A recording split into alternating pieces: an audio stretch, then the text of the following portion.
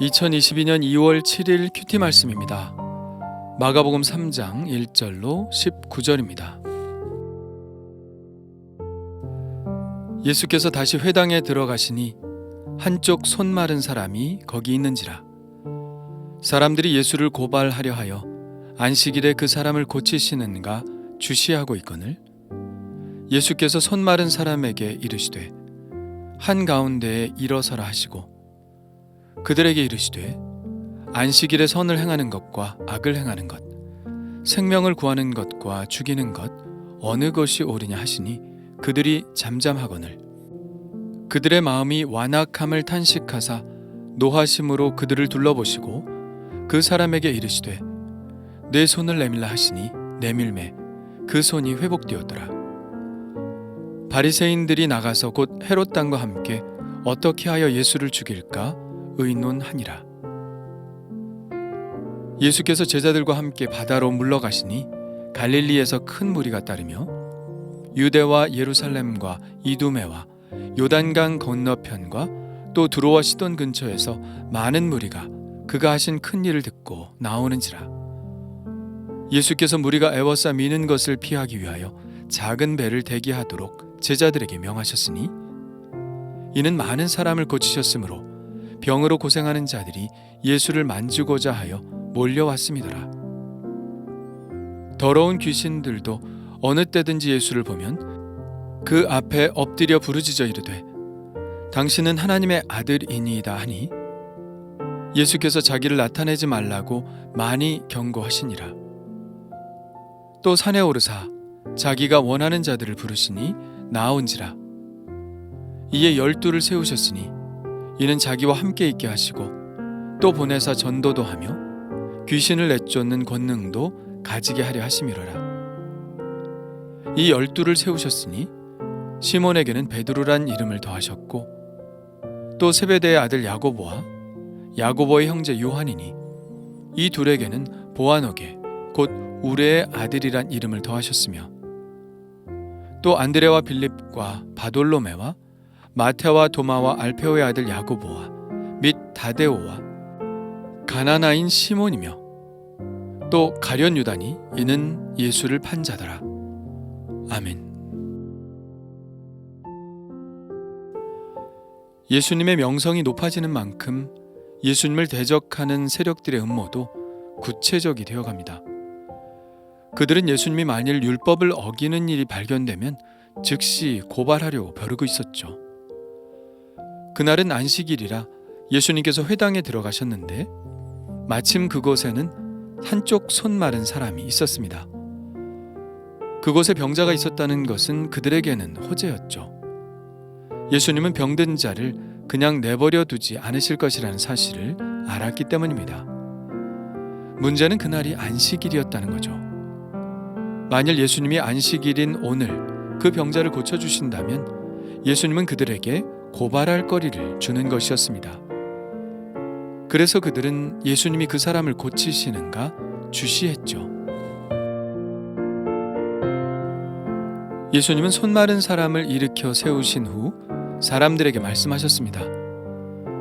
안식일에 선을 행하는 것과 악을 행하는 것, 생명을 구하는 것과 죽이는 것 어느 것이 옳으냐? 예수님의 허를 찌르는 질문에 그들은 잠잠할 수밖에 없었습니다. 예수님은 그들이 대답하지 않는 이유가 그들 안에 있는 완악함 때문이라는 것을 아셨죠. 그들은 속으로는 이렇게 대답했을 것입니다. 당연히 안식일에는 선을 행하고 생명을 구하는 것이 옳지. 그러나 그들은 그들 속에 있는 대답을 입 밖으로 내진 못했죠. 그렇게 했다가는 예수님을 잡을 명분을 놓치고 말 것이기 때문입니다. 그들은 예수님을 곤경에 몰아놓을 생각에 그들의 양심에서 외치는 소리를 눌러버린 것이죠. 예수님은 그 완악함 때문에 탄식하셨습니다. 그리고 분노의 눈으로 그들을 둘러보신 후 그 손 마른 사람에게 말씀하셨습니다. 내 손을 내밀라. 그는 믿음으로 손을 내밀었죠. 그랬더니 손이 움직였습니다. 회복된 것입니다. 그런데 이제 어떡합니까? 율법에 의하면 예수님은 분명히 안식일 규정을 어긴 것입니다. 병을 고치는 행위도 율법에 의하면 엄연한 노동이었죠. 그러나 그들은 이 일로 예수님을 고발할 수는 없었습니다. 이미 앞서 예수님께서 그들의 양심을 향하여 강력하게 도전하셨기 때문이죠. 그러나 그렇다고 해서 그들의 완악함이 사라진 것은 아니었습니다. 오히려 더욱 완악하여져서 회당을 나가 헤롯 당과 함께 어떻게 하여 예수를 죽일까 의논하기 시작했습니다. 그들의 목표는 이미 정해졌죠. 바로 예수님을 제거하는 것입니다. 그런데 바리새인들이 공모했던 헤롯 당은 어떤 사람들일까요? 헤롯 당은 그들의 왕 헤롯 안티파스를 추종하는 사람들입니다. 헤롯 안티파스는 예수님이 태어나실 때 그 땅을 다스렸던 헤롯 대왕의 둘째 아들로 헤롯이 죽자 갈릴리와 베레와의 분봉왕이 되어 다스린 사람입니다. 그가 어떤 사람인지는 세례 요한에게 한 일을 보면 알 수 있죠. 그는 그의 첫 번째 아내와 이혼하고 자신의 이복 형제인 빌립의 아내이자 자신의 조카인 헤로디아와 다시 결혼을 했습니다. 이것 때문에 세례 요한의 책망을 받게 되자 세례 요한을 옥에 가두고 결국은 헤로디아의 딸 살로메의 요청으로 세례 요한의 목을 베죠. 이 세례 요한의 사건에서 볼 수 있듯이 헤롯 안티파스의 목적은 정권을 안정화시키는 데 있었습니다. 자기의 왕권을 흔드는 사람에 대해서 참지 못했죠. 그는 어떻게든 공적인 안정과 질서를 지켜서 로마로부터 계속해서 통치권을 보장받아야 했습니다.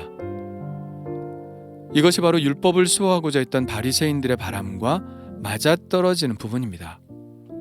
두 세력 모두 안정을 바라는 세력들이었죠.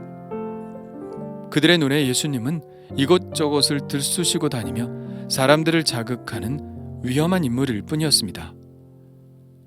예수님을 따르는 사람들이 많아져서 하나의 세력을 형성하게 되면 그들이 가지고 있던 기득권은 큰 위협을 받게 될 것임에 틀림이 없을 것이기 때문입니다. 그래서 그들은 함께 예수님을 죽이려는 모의를 시작한 것이죠. 그러나 예수님에 대한 반대 세력들의 저항이 커지는 만큼 예수님을 따르고자 하는 사람들도 점점 늘어갔습니다. 이제는 갈릴리 지역뿐 아니라 유대와 예루살렘, 그리고 유대 남쪽 이두메, 즉 에돔과 요단강 동편, 그리고 북쪽 두로와 시돈에서도 많은 무리들이 예수님을 찾아왔습니다. 사람들은 서로 밀며 예수님께 다가가려고 했죠. 할 수 없이 예수님은 작은 배에 올라 말씀하실 수밖에 없었습니다. 예수님은 병자들을 고쳐주셨고 귀신 들린 자들이 예수님의 발 앞에 엎드려 예수님이 어떤 분이신지를 드러냈습니다. 당신은 하나님의 아들이니이다. 이렇게 많은 사람들이 예수님을 따라다녔음에도 불구하고 예수님은 여전히 조심스러우셨죠. 아직 하나님의 때가 이르지 않았기 때문입니다. 그럼에도 불구하고 예수님은 이 하나님의 나라의 복음을 더 많은 사람들에게 전하기를 원하셨습니다.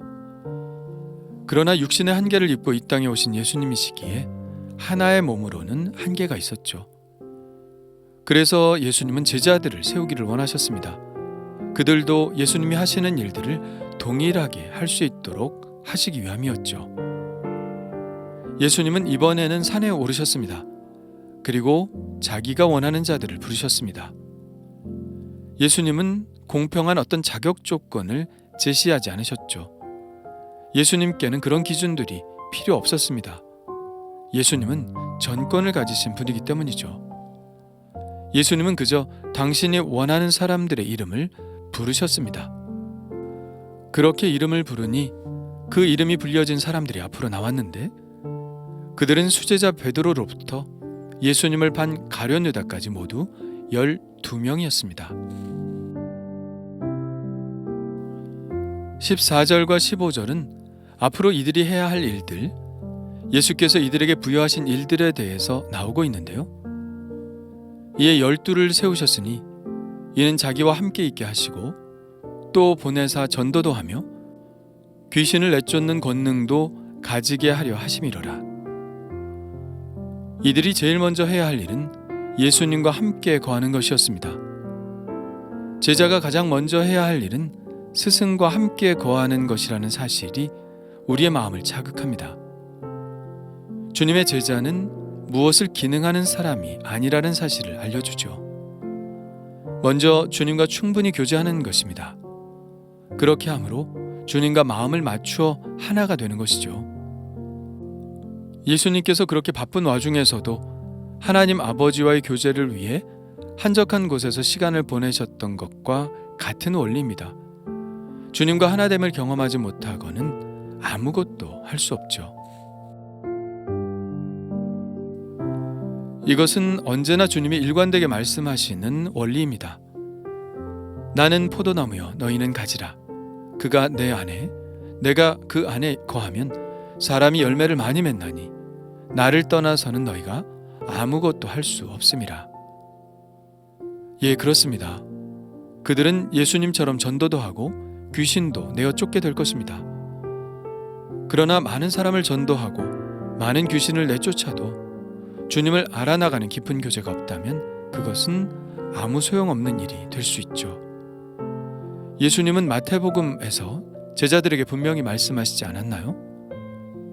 그날에 많은 사람이 나더러 이르되 주여 주여 우리가 주의 이름으로 선지자 노릇하며 주의 이름으로 귀신을 쫓아내며 주의 이름으로 많은 권능을 행하지 아니하였나이까 하리니 그때 내가 그들에게 밝히 말하되 내가 너희를 도무지 알지 못하니 불법을 행하는 자들아 내게서 떠나가라 하리라. 주님과 하나됨 없는 사역은 아무것도 아닙니다. 그런데 예수님은 왜 하필 10도 아니고 11도 아니고 12를 세우셨을까요? 예수님이 하시는 모든 일에는 의미가 있다면 이것에도 예수님의 분명한 의도가 있으시겠죠. 이 12의 의미는 바로 이스라엘의 12지파를 염두에 두신 것이라 하겠습니다. 12이라는 숫자는 이스라엘의 12지파에서도 볼 수 있듯이 하나님의 백성을 의미하는 숫자입니다. 그런데 이스라엘에는 지금 12지파가 다 남아있을까요? 아니요. 신약 성경에서 볼 수 있는 지파들은 2개밖에 없습니다. 유다 지파와 베냐민 지파죠. 다른 10개의 지파들은 이미 다 사라져버리고 없습니다. 그런데도 예수님은 왜 12지파를 상징하는 12명의 제자를 세우셨을까요? 이것은 이제 이들 12로 인해 새로운 이스라엘을 창조하시겠다는 의도이신 것이죠. 옛 이스라엘 백성은 끝이 났고 이제 새 이스라엘의 시대가 열렸다는 의미입니다. 복음이라는 새술은 이제 새 이스라엘이라는 부대에 담겨져서 이 세상에 보내질 것입니다. 그런데 이 12명만 예수님의 제자일까요? 아닙니다. 예수님은 이 사명을 우리 모두에게 주셨죠. 주님이 하신 일과 똑같은 일을 하도록 우리에게 당신의 일을 위임하셨습니다. 우리는 성령에 충만하여 이 일을 감당해야 하죠. 그렇습니다. 성령에 충만해야 합니다. 그러려면 주님과의 깊은 교제가 먼저 필요하죠. 우리는 그 에너지를 가지고 주님과 동일한 일을 하게 될 것입니다. 우리를 통하여 주님은 계속해서 이 세상에서 일하실 것입니다. 그렇다면 나는 먼저 주님과 교제하는 일에 헌신하고 있나요? 주님과 마음을 맞추고 주님을 알아나가는 일에 시간을 들이고 있나요? 그리고 그것을 넘어서서 주님께서 말씀하시는 일에 순종하고 있나요?